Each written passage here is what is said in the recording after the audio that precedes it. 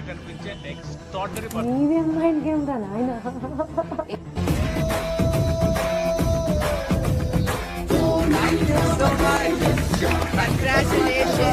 Last round మగవారు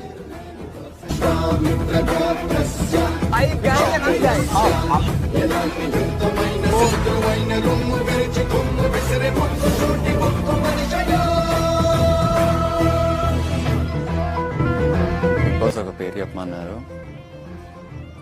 అభిజిత్.